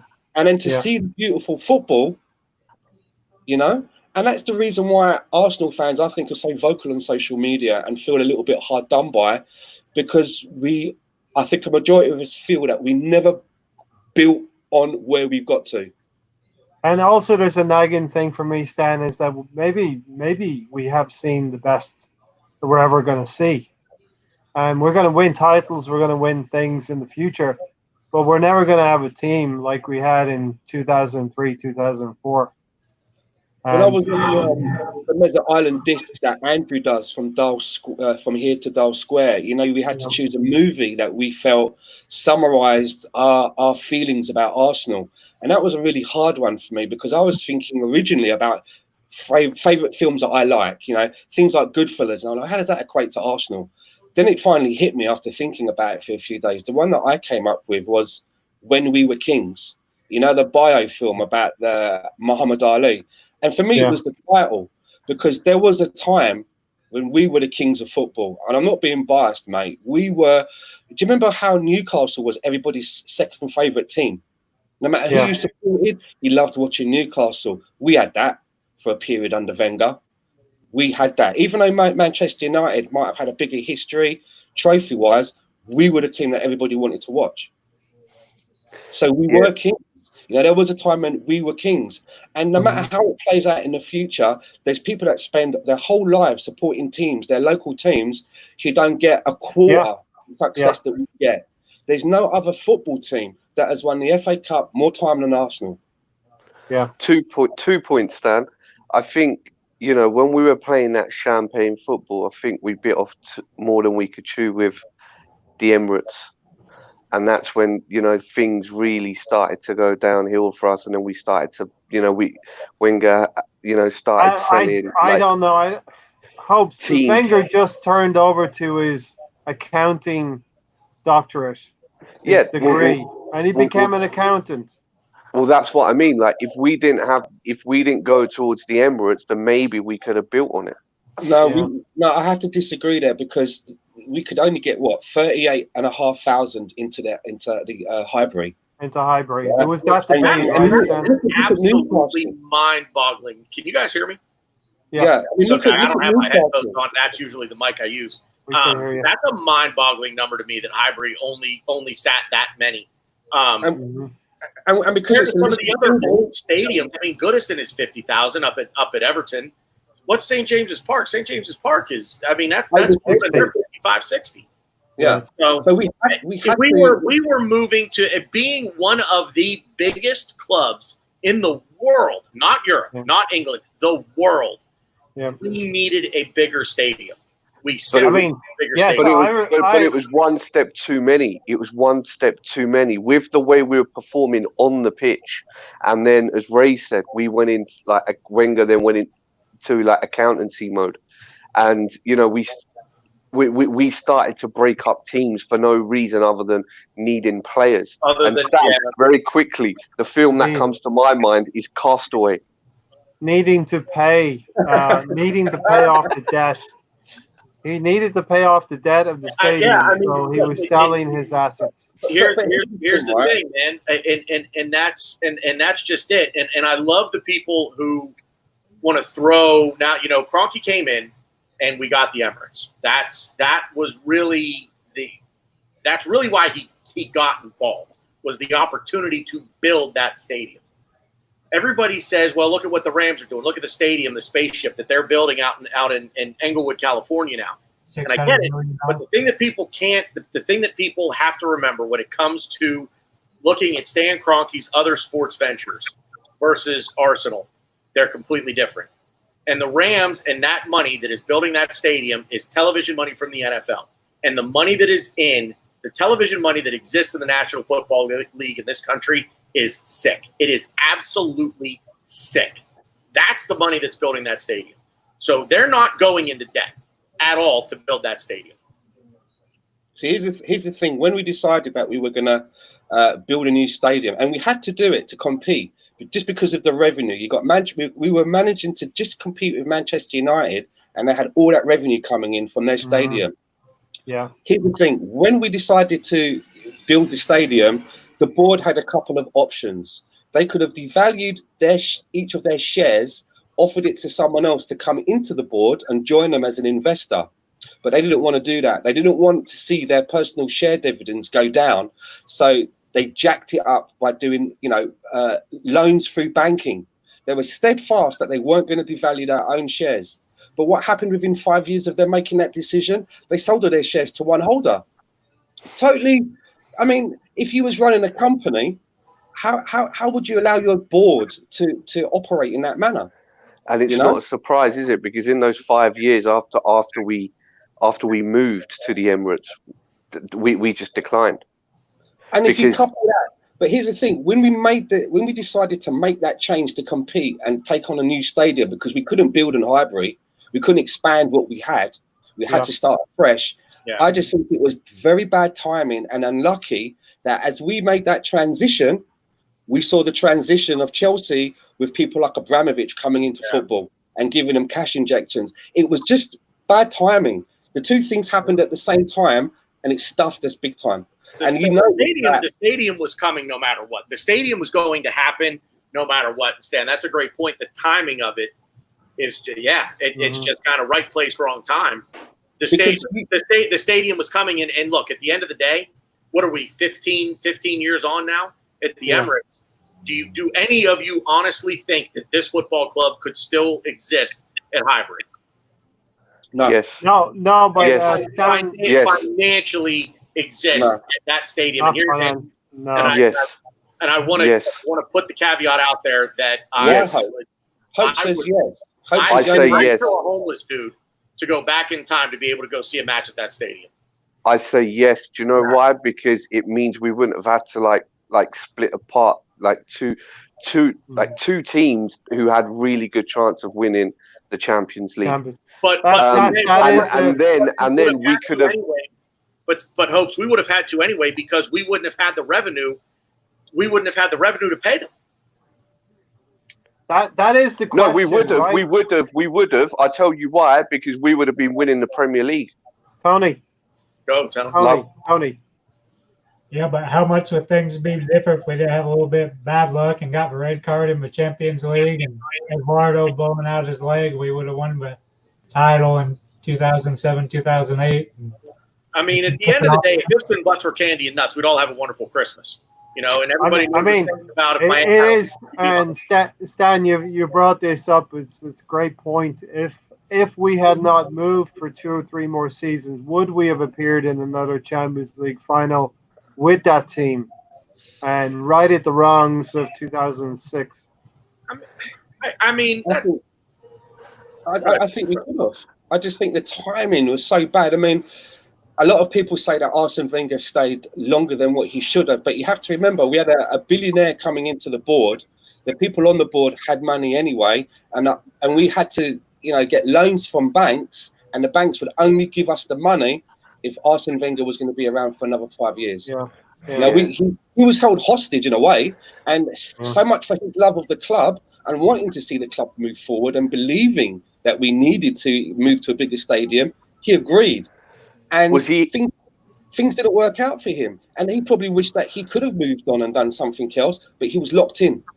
Was he held hostage, or did he just see his name, the writing on the wall, because he would be the one to move the club at the time when we were winning Premier League after Premier League, plus we were like smashing it in the Champions League as well. So he was thinking, if I carry on winning the Premier League, because it was only us and United then, I'm doing well in Champions League. If I try and pull something up, and then the cherry on the cake, him getting that stadium in as well. I think he just saw all the lights just, up there. So in one hand, I don't kind of agree with the whole he was held hostage. I think he was too big for his boots, but I do agree with the fact that the banks would only give us the loan, in the sense that if he stayed for another 5 years, because he was, after so many years, he was like our successful manager that we crave for. Well, also hopes he has said that he fell in love with Arsenal.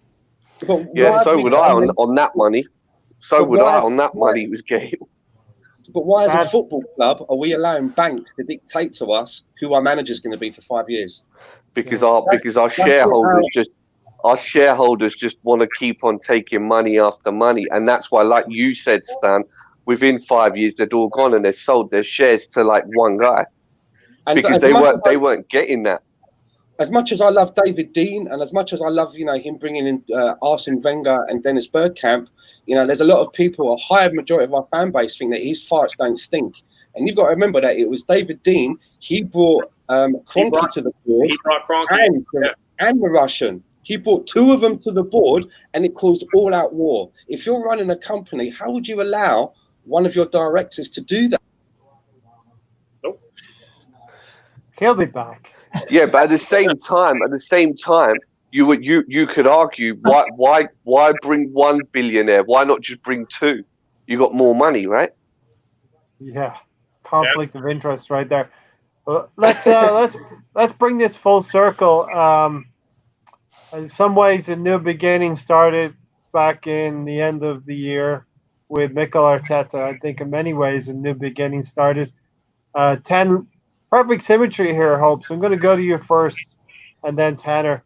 Perfect symmetry here. I've said before last time. Tony knows this. Arteta's had 10 league games, and he's going to finish with 10 league games. And what are your hopes? Manchester City and beyond. My hopes is to see Mikel Arteta implement his style of play that Arsenal Football Club have been craving for, like even in the last 2 years of Arsene Wenger. If we lose the games, but we put in an incredible performance and we can carry on building and seeing what he's trying to achieve, and if it's a last-minute goal or what have you, it will hurt. Don't get me wrong, but it would show that we are progressing as a football club because of our style of plays coming back. However, also don't forget that in his first 10 games, towards the latter, like 2 or 3, the guys just looked tired. They just, that when he came in. Will that be improved? Are we looking for that to improve the intensity throughout the game? My expectation would be yes, because A, they've had time off, and B, he's been giving them homework, as he's been saying. And even the players have been saying how he's been calling them up, getting them to review their performances. So my expectation here is to see what type of football Mikel Arteta wants to play, and also, more importantly, what players he wants to play in these positions, even including the young ones, because now, in one sense, he's got 5 subs, he can try more players out. And will he have the balls to say to the likes of Laka, Pepe, Xhaka, if they're not performing, you know what? I'm gonna put the kids in. I've got Reece there, I've got Willock there, I've got I Nketiah think he there. will. I think he will. I think he has shown that with Nketiah over Laka. Tanner, hanging in there. Oh yeah. No, I'm good. I'm good. Yeah. We're knocking on 2 hours, but we'll wind it up pretty soon. Tony's pretty strict about that. It's beautiful because I don't have to knock off with you guys, man. I got nobody else here. Just me and my wolf pack, so we're good. The same question to you, Tanner. What is your hope with this new dawn here, Arteta? We talked about at the end of last year. We were talking about different managers, different coaches, but we got a good one. Yeah, we've got a real good one. Mikel Arteta is the real deal, man. And as I said when we hired him, get on the train. You know, just be on board with it because it's a new dawn is coming with this football club. It's not going to happen overnight, and it may take a season or two. Look, everybody compares us to Liverpool and says, look at Liverpool. It's been 4 years and blah blah blah. Yeah, we have to remember that, right? Yeah. But look, my hope is for the last 10. I hope we win all 10. Obviously, that's pie in the sky stuff. I'm not going to sit here and say I'll take brilliant performances with 10 losses. That's not doing anything either. That's teaching a team how to lose. Tanner, what's your realistic points tally out of 30? Realistic. I'm at 19. I'm probably going to be right around you. Let me take a look here. I think I was looking and said 15. So yeah, I'd probably say 19. Hopes, I'm gonna ask you the same thing. Your points tally, Hopes. For 10 I think games. I said 17 or 18, didn't I? A couple of weeks ago when you asked that question. Yeah. Okay. I said 17 or 18. Yeah. Tony, detailed analysis of what you're hoping for the new dawn of Arteta and the City game, and your hopes for the rest of the season. Hopefully to see more intensity, more energy. That's two good key phrases there: intensity and energy. Right. Can I jump in here just real quick on that point on the intensity thing?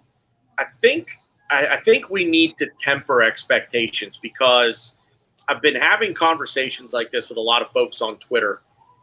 It is going to be a very different feel for these guys to come out of the tunnel and take the pitch with nothing.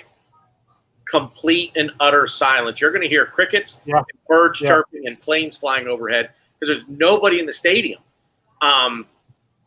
So intensity, I think it's going to be a little tough for these guys to ratchet up the intensity at the beginning. So I think we need to take the intensity pill with a grain of salt and understand that the fans, as we said earlier, Ray, the fans play a big, big, big part of getting these guys geeked up for a game. And with no fans in the stands, man, it's going to be tough. I think for the beginning. I think once they get into it, and for professional athletes, you have to compartmentalize things. And I really think that after you've gotten into the flow of a game, that all of that stuff, like Stan said earlier, it kind of becomes ambient noise. So I think they'll mesh into the flow of the game, but I wasn't even reading that. I was in my own world, and I just read the comment. But yeah, I think the intensity thing. I mean, I want to see it, but I want to see more of an understanding of tactics. Yeah. Of what Arteta wants out of these guys. We want to see progression. I want to see progression. I want to see crisp decision making because that's going to tell me that they have a grasp of what it is he wants. And it is difficult when I ask you a question. I kind of hand the question off to the panel. I take care of the people in the comments section. Know that when people are commenting, their input is just as valuable as the people in the panel. So I'll even switch off sometimes to the point where, I know I do it to Rohan a lot. I'm sorry about that, Rohan. hopes. But I've got great panelists here. I can't say too many great things about them. Even you, hopes. Um, he's still going strong. It's nearly 4 a.m. in I the was going to UK say, right it's gonna now. be late. Man, the sun's going to be coming up for you here in a minute. But He'll be hot Hopes, topping, and man. something we touched on earlier, hopes, was that relationship from the armchair fans to the fans in the stadium, and Tanner kind of pointed out again to the team. They all transmit to each other, and we're going to lose that vital link of the fans in the stadium. How's that going to play out?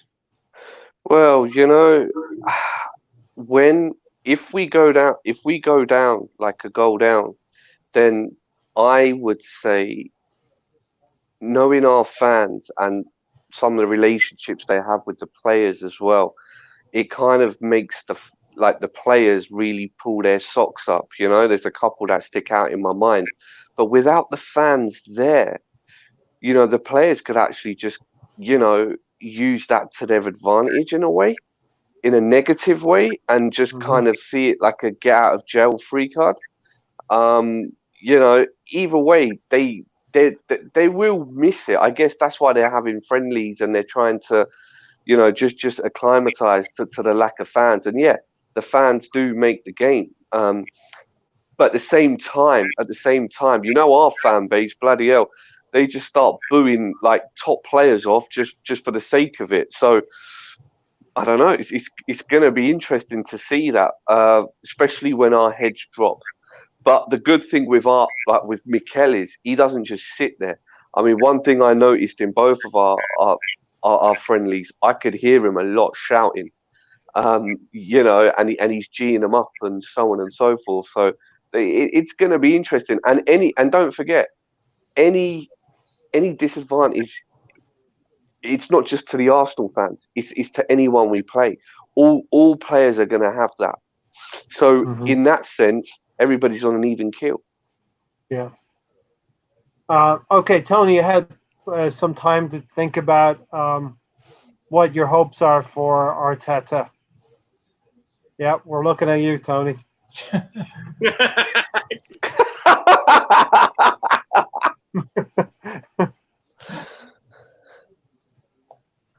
All right, Tony. Yeah, you talked about intensity. Any other things you want to see from the team? And should Arteta go with the foreign players? Just go with the hot hands for me. Go with the hot hands. Okay. All right. Listen, I think we'll wrap it up there. I'm going to do final thoughts from everyone. Hopes. Thanks for dropping in, Hopes. Your final thoughts. You really surprised us tonight. I definitely didn't call Xhaka a top player. Yes, you did. I definitely didn't call Xhaka a top player. That is the lawyer being a lawyer. But good luck to the lads. Just praying for their success. Hope we can maximise our points tally, get into Europe. I hope we see more of what Mikel's trying to do, and the players are able to deliver that. And I also hope that we see how these players got their reputation, and can they live up to that? That especially the likes of Tierney, Pepe, Laka, and hopefully we get some gems out the young ones. So kind of quite a few ambitious thoughts there, but fingers crossed and best of luck to the lads. They're my team, and of course I want them to get 30 points, but at the same time, this is a process, and we saw how long it's taken Liverpool, and it's not just down to the players. It's up to the board as well. We've already seen our rivals sign star players. So it's a collective, and I've always said it's a collective between the board, the management, and the players. And I just really hope the board finally back Mikel Arteta. Right. Yeah, it is a process. We're at the start of 3 to 4 years, maybe, under a decent, really, really good coach. Tanner, wind it up with your final thoughts, Tanner. I'm gonna echo exactly what Hope's just said, man. I'm looking forward to it. Let's go. I obviously want all 30 points. I'm greedy that way, but yeah, I'm excited to get back to it again. And yeah, that's really it. That's about all I got. Yeah, no problem. We're over 2 hours. It's good. Yeah. Tony, final thoughts, Tony. And we're going to just want to tell everyone we're going to do a watch along as well. If you're interested to come to this channel, we will do. Hopefully, it's decent. Tony, final thoughts? Just thinking of staying, fighting up, and Russian ninjas trying to get his internet connection back. And yeah, I was going to leave Stan with the final word to explain himself. Final thoughts, Stan? My final thought is that this podcast needs to start implementing super chat because I need a new computer. Yeah. Listen, enjoyed. Final thoughts. If we beat Man City, Tanner's going to shave his hair. Yeah. I'm glad you didn't ask me to do the same. I wouldn't be the fifth Beatle anymore. Hey man, we're not trumping your wife, so if she digs the long hair, man, that's sticking. Nothing we give you is going to beat that. So you gotta stick on what side of your bread is buttered on, right, Stan? So the next show is going to be the next show before the game is going to be Sunday, right? Sunday, yep. What time Sunday? About 2. 2. We're going to do a preview for that. Preview for Man City. Okay. We might even do one a nasty little quiz as well. One final quiz to reminisce on good times. And Tony's a little sore about not winning a couple. A little. I did win a couple. Yeah, but Stan, we are going to do. You cheated. We're going to do a preview of the Man City game. We're going to do a watch along on Wednesday.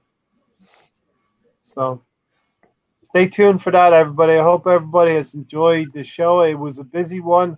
We're gonna see what football is like without the fans. Different. It's gonna be different. Until then, we'll see everyone on Sunday. Thanks for joining. Come on, you Gooners, up the Arsenal and stay safe, everyone out there. Thanks, Red everyone. Army. Stan, Tony,